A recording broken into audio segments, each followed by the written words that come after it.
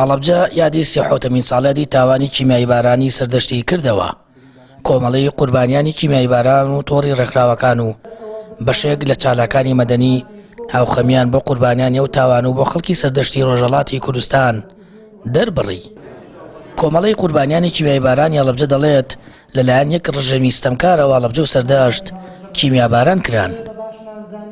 کۆمەڵگەی نێودەوڵەتی ئەگەر لەسەر کۆمەڵکوژی سەردەشت بهاتە دەنگ بە دڵنیاییەوە تاوانی کیمیابارانی هەڵەبجە ڕووی نەئەدا.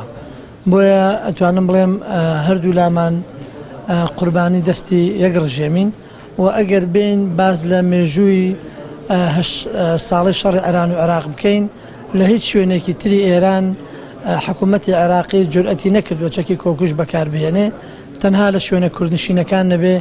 ساڵێک بەر لە مەرگەساتی هەڵەبجە شاری سەردەشت لەلایەن فڕۆکەکانی ڕژێمی بەعسەوە کیمیاباران کرا و 136 مەدەنی شەهید بوون و زیاتر لە 8,000 کەسیش بریندار بوون. هاوڵاتیانی هەڵەبجە وەک قوربانی بۆردومانی کیمیایی دەڵێن هیوادارن لەسەراستی جیهان چەکی کیمیایی یاساغ بکرێ و چی دیکە بەکار نێنرێت. بەڕاستی ئەم ڕژێمە هەمیشە دوژمنی میلەتی کورد بوو چونکە هەر بە هەمان شێوە کیمیابارانی شاری هەڵەبجە و بالیستان و شوێنەکانی تری کرد وەک شەهید و بریندارێکی زۆری لێکەوتەوە. دەبینین کە سەرکی ئەم کیمیابارانەی کە ئەم درەندە دەیکرد لە شارە فارسەکان و شار عەرەبەکانانەی دەکرد کە بەڕاستی بۆیە دوژمنایەتێکی سەرسەختی بەرامبەر بە میلەتی کورد هەبووە. من پێم وایە ئەرچی هەموو خەڵکێکی ئازادی خواز هەرچی هەموو خەڵکێکی ئاشتی خوازە کە لەم جۆرە مناسەباتە پەیامی تایبەتی خۆی هەبێ بۆ ئەوەی ڕوبەڕووی بەکارهێنانی شەکی کیمیایی و شەکی میکرۆبی بێتەوە تا بە کۆدەنجیەک دروست بکرێ بۆ ئەوەی لەسەر تەواوی دنیاە ئاشتی سەقامگیر بێ و چیتر ئینسان بە چەکی کۆکوژ لە ناو نەبرێ.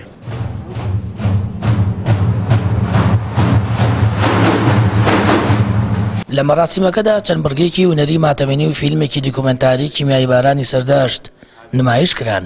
قوربانیان و بەرکەوتوانی بۆردومانی کیمیایی هەڵەبجە دووپاتی دەکەنەوە. هەڵەبجە و سەردەشت دوو نمونە و قوربانی هەمیشە زیندوی تاوان و کۆمەڵکوژەکانی ڕژێمی بەعسن دەرهاق بەگەلی کورد لە باشوور و ڕۆژهەڵاتی کوردستان. سامان فەتاح، کەناڵی ئاسمانی پەیام، هەڵەبجە.